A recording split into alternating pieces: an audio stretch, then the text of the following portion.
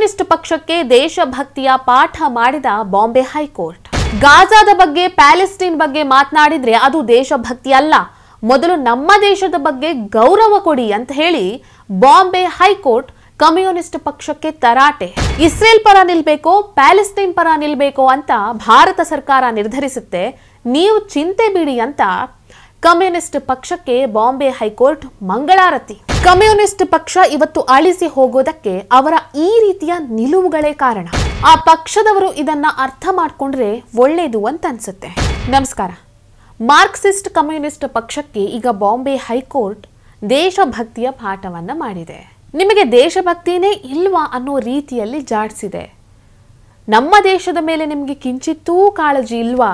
ನಮ್ಮ ದೇಶದ ಬಗ್ಗೆ ಮಾತನಾಡೋದನ್ನ ಬಿಟ್ಟು ಬೇರೆ ದೇಶದ ಬಗ್ಗೆ ಕಾಳಜಿಯನ್ನ ತೋರಿಸ್ತಾ ಇದ್ದೀರಲ್ವಾ? ನಿಮಗೇನು ಮಾಡೋದಕ್ಕೆ ಬೇರೆ ಕೆಲಸ ಇಲ್ವಾ ಅಂತ ಹೇಳಿ ಬಾಂಬೆ ಹೈಕೋರ್ಟ್ ಕಮ್ಯುನಿಸ್ಟ್ ಪಕ್ಷಕ್ಕೆ ಮಂಗಳಾರತಿಯನ್ನ ಮಾಡಿದೆ. ಈ ಕಮ್ಯುನಿಸ್ಟ್ ಪಕ್ಷನೇ ಹೀಗೆ, ಇವರಿಗೆ ಮಾತನಾಡೋದಕ್ಕೆ ವಿದೇಶಾಂಗ ವ್ಯವಹಾರಗಳ ವಿಚಾರನೇ ಬೇಕು, ನಮ್ಮ ದೇಶ ಇವರಿಗೆ ಬೇಡ. ಯಾವುದೋ ಮುಸ್ಲಿಂ ದೇಶದಲ್ಲಿ ಏನೋ ಆದ್ರೆ ಈ ಕಮ್ಯುನಿಸ್ಟ್ ಪಕ್ಷದವರು ಅಲ್ಲಿರುವ ಮುಸಲ್ಮಾನರ ಬಗ್ಗೆ ಕಾಳಜಿಯನ್ನ ತೋರಿಸ್ತಾರೆ. ಅವರ ಪರವಾಗಿ ಮಾತನಾಡೋದಕ್ಕೆ, ಅವರ ಪರವಾಗಿ ಪ್ರತಿಭಟನೆಗಳನ್ನು ನಡೆಸೋದಕ್ಕೆ ಪ್ರಾರಂಭ ಮಾಡ್ತಾರೆ. ಈಗ ಆಗಿರೋದು ಅಷ್ಟೇ. ಇಸ್ರೇಲ್ ಗಾಜಾದ ಮೇಲೆ ದಾಳಿಯನ್ನ ಮಾಡ್ತು. ಆ ದಾಳಿಯನ್ನ ಖಂಡಿಸಿ ಈಗ ಇವರು ಪ್ರತಿಭಟನೆಯನ್ನ ನಡೆಸೋದಕ್ಕಾಗಿ ಬಾಂಬೆ ಹೈಕೋರ್ಟ್ಗೆ ಒಂದು ಅರ್ಜಿಯನ್ನ ಸಲ್ಲಿಸಿದ್ರು. ಆ ಅರ್ಜಿಯನ್ನ ಈಗ ಬಾಂಬೆ ಹೈಕೋರ್ಟ್ ವಜಾಗೊಳಿಸಿದೆ. ಇಲ್ಲಿ ವಿಚಾರ ಏನು ಅಂತ ಹೇಳಿದ್ರೆ, all India peace and solidarity foundation ಗಾಜಾದ ಮೇಲೆ ಇಸ್ರೇಲ್ ನಡೆಸಿರುವ ದಾಳಿಯನ್ನ ಖಂಡಿಸಿ ನಾವು ಪ್ರತಿಭಟನೆಯನ್ನ ನಡೆಸ್ತೇವೆ ಅಂತ ಹೇಳಿ ಬಾಂಬೆ ಪೊಲೀಸರಿಗೆ ಒಂದು ಅರ್ಜಿಯನ್ನ ಸಲ್ಲಿಸಿತ್ತು. ಆ ಅರ್ಜಿಯನ್ನ ಬಾಂಬೆ ಪೊಲೀಸರು ತಿರಸ್ಕರಿಸಿದ್ರು. ಅವರ ಅರ್ಜಿಯನ್ನ ತಿರಸ್ಕರಿಸಿದ್ರಲ್ವಾ ಅಂತ ಹೇಳಿ ಈ ಸಿಪಿಐನವರು ನಾವು ಪ್ರತಿಭಟನೆಯನ್ನ ನಡೆಸ್ತೇವೆ ಅಂತ ಹೇಳಿ ಒಂದು ಅರ್ಜಿಯನ್ನ ಬಾಂಬೆ ಹೈಕೋರ್ಟ್ಗೆ ಸಲ್ಲಿಸುತ್ತೆ. ಇವರ ಅರ್ಜಿಯನ್ನ ನೋಡಿದಂತಹ ಬಾಂಬೆ ಹೈಕೋರ್ಟ್ ಇವರ ಅರ್ಜಿಯನ್ನ ವಜಾಗೊಳಿಸಿತು.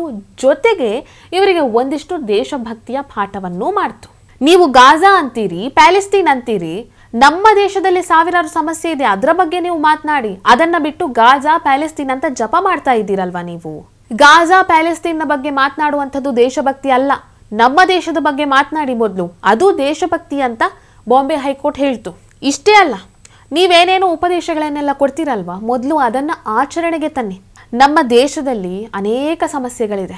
ಪ್ರವಾಹದ ಇಶ್ಯೂ ಇದೆ, ಒಳಚರಂಡಿಗಳು ತುಂಬಿ ಹರಿತಾ ಇದೆ, ಎಲ್ಲೆಂದರಲ್ಲಿ ಕಸ ಬಿಸಾಕ್ತಾರೆ, ಪಾರ್ಕಿಂಗ್ ಇಶ್ಯೂ ಇದೆ, ಸಾಕಷ್ಟು ಸಾಮಾಜಿಕ ಸಮಸ್ಯೆಗಳು ನಮ್ಮ ದೇಶದಲ್ಲಿ ಇದೆ. ಇಂಥ ವಿಚಾರಗಳ ಬಗ್ಗೆ ಮಾತನಾಡಿ. ಅದನ್ನೆಲ್ಲ ಬಿಟ್ಟು ಸಾವಿರಾರು ಮೈಲಿ ದೂರದಲ್ಲಿರುವಂತಹ ಪ್ಯಾಲೆಸ್ಟೈನ್ ಗಾಜಾ ಅನ್ಕೊಂಡು ಆ ವಿಚಾರಗಳ ಬಗ್ಗೆ ಮಾತನಾಡ್ತೀರಾ. ನಿಮಗೆ ಇಲ್ಲಿರುವಂತಹ ಸಮಸ್ಯೆಗಳ ಬಗ್ಗೆ ಮಾತನಾಡೋದಕ್ಕೆ ಸಮಯ ಇಲ್ವಾ? ನಮ್ಮ ದೇಶದ ಜನರಿಗೆ ಸಂಬಂಧನೇ ಇಲ್ಲದೇ ಇರುವಂತಹ ವಿಚಾರಗಳನ್ನ ನಮ್ಮ ಹತ್ರ ತೆಗೆದುಕೊಂಡು ಬಂದಿದ್ದೀರಲ್ವಾ? ಇದನ್ನೆಲ್ಲ ಕೇಳಿಸ್ಕೊಂಡು ಕೂತ್ಕೊಂಡಿರೋದಕ್ಕೆ ನಮ್ಗೇನ್ ಮಾಡೋದಕ್ಕೆ ಬೇರೆ ಕೆಲಸ ಇಲ್ವಾ? ಇದೆಲ್ಲ ಇಂಟರ್ನ್ಯಾಷನಲ್ ವಿಚಾರಗಳು. ಇದರ ಬಗ್ಗೆ ನಮ್ಮ ದೇಶದ ವಿದೇಶಾಂಗ ಇಲಾಖೆ, ಭಾರತ ಸರ್ಕಾರ ನೋಡ್ಕೊಳ್ಳುತ್ತೆ. ಈ ವಿಚಾರದ ಬಗ್ಗೆ ನೀವು ಚಿಂತೆ ಮಾಡೋದನ್ನ ಬಿಟ್ಬಿಡಿ. ಇಸ್ರೇಲ್ ಪರ ನಿಲ್ಬೇಕೋ ಪ್ಯಾಲೆಸ್ಟೈನ್ ಪರ ನಿಲ್ಬೇಕೋ ಅಂತ ಭಾರತ ಸರ್ಕಾರ ಚಿಂತನೆ ಮಾಡುತ್ತೆ. ನೀವು ಚಿಂತೆ ಮಾಡೋದನ್ನ ಬಿಡಿ ಅಂತ ಹೇಳಿ ಬಾಂಬೆ ಹೈಕೋರ್ಟ್ ಸಿಪಿಐಗೆ ಮಂಗಳಾರತಿ ಮಾಡಿತು.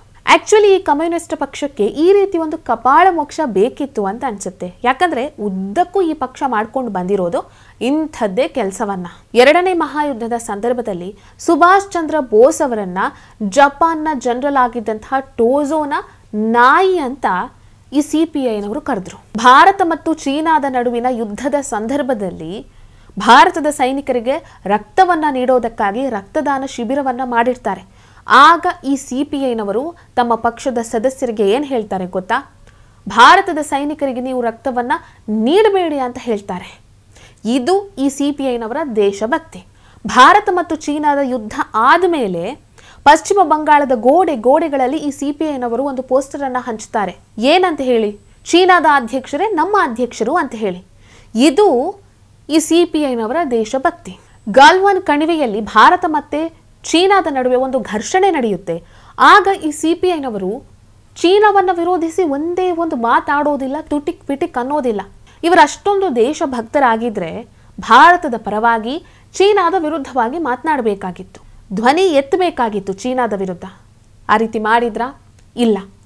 ಇದು ಈ ಸಿಪಿಐನವರ ದೇಶಭಕ್ತಿ. ಅಷ್ಟೇ ಅಲ್ಲ, ಚೀನಾದ ಪರವಾಗಿ ಮಾತನಾಡೋದಕ್ಕಾಗಿ ಸಾರ್ಕ್ ಮತ್ತು USSRನಿಂದ ಈ CPIನವರು ದೇಣಿಗೆಯನ್ನು ಪಡೆದುಕೊಂಡಿದ್ರು ಅಂತ ಹೇಳಿ ಅಮೆರಿಕದ ಗುಪ್ತಚರ ಇಲಾಖೆ ಹೇಳಿದೆ. ನೋಡಿ, ಇದು ಇವರ ದೇಶಭಕ್ತಿ. ಇವರ ಈ ರೀತಿಯ ನಿಲುವುಗಳಿಂದಾನೇ ಇವತ್ತು ಕಮ್ಯುನಿಸಂ ಅನ್ನುವಂಥದ್ದು ಅಳಿಸಿ ಹೋಗಿದೆ. ಇವತ್ತು ಕೇವಲ ಒಂದೇ ರಾಜ್ಯದಲ್ಲಿ ಕಮ್ಯುನಿಸ್ಟ್ ಪಾರ್ಟಿ ಅನ್ನುವಂಥದ್ದು ಉಳ್ಕೊಂಡಿದೆ. ಮೊದಲು ವೆಸ್ಟ್ ಬೆಂಗಾಲ್ನಲ್ಲಿತ್ತು, ಆಮೇಲೆ ಅಳಿಸಿ ಹೋಯಿತು. ಈಗ ಕೇರಳದಲ್ಲಿ ಈ ಕಮ್ಯುನಿಸ್ಟ್ ಪಾರ್ಟಿ ಉಳ್ಕೊಂಡಿದೆ. ಒಂದು ರಿಪೋರ್ಟ್ ಇದೆ, ಆ ರಿಪೋರ್ಟ್ನ ಪ್ರಕಾರ ಕೇರಳ ಇನ್ನು ಮುಂದಿನ ದಿನಗಳಲ್ಲಿ ಮುಸ್ಲಿಂ ಸ್ಟೇಟ್ ಆಗುತ್ತೆ ಅಂತ ಹೇಳಿ. ಒಂದು ವೇಳೆ ಇದೇನಾದರೂ ನಿಜ ಆಯಿತು ಅಂತ ಹೇಳಿದರೆ ಕೇರಳದಲ್ಲೂ ಈ ಕಮ್ಯುನಿಸ್ಟ್ ಪಾರ್ಟಿ ಉಳ್ಕೊಳ್ಳೋದಿಲ್ಲ, ಅಲ್ಲೂ ಅಳಿಸಿ ಹೋಗುತ್ತೆ. ಸೊ ಕಮ್ಯುನಿಸ್ಟ್ ಪಾರ್ಟಿ ಅನ್ನುವಂಥದ್ದು ರಿಲವೆನ್ಸ್ ಕಳ್ಕೊಂಡಿರುವಂಥ ಒಂದು ಪಕ್ಷ ಆಗಿದೆ. ಅದನ್ನು ಅದರೊಳಗಿರುವಂಥವರು ಅರ್ಥ ಮಾಡಿಕೊಂಡ್ರೆ ಒಳ್ಳೆಯದು. ಈ ವಿಡಿಯೋ ನಿಮಗೆ ಇಷ್ಟ ಆಗಿದ್ದಲ್ಲಿ ಲೈಕ್ ಮಾಡಿ, ಶೇರ್ ಮಾಡಿ, ಕಮೆಂಟ್ ಮಾಡಿ. ನೀವಿನ್ನೂ ನಮ್ಮ ಹೊಸದಿಗಂತ ಡಿಜಿಟಲ್ ಚಾನಲನ್ನು ಸಬ್ಸ್ಕ್ರೈಬ್ ಮಾಡಲಿಲ್ಲ ಅಂದರೆ ದಯವಿಟ್ಟು ಸಬ್ಸ್ಕ್ರೈಬ್ ಮಾಡಿ. ಹೆಚ್ಚಿನ ಮಾಹಿತಿಗಾಗಿ ಪಕ್ಕದಲ್ಲಿರುವಂಥ ಬೆಲ್ ಐಕನನ್ನು ಪ್ರೆಸ್ ಮಾಡಿ.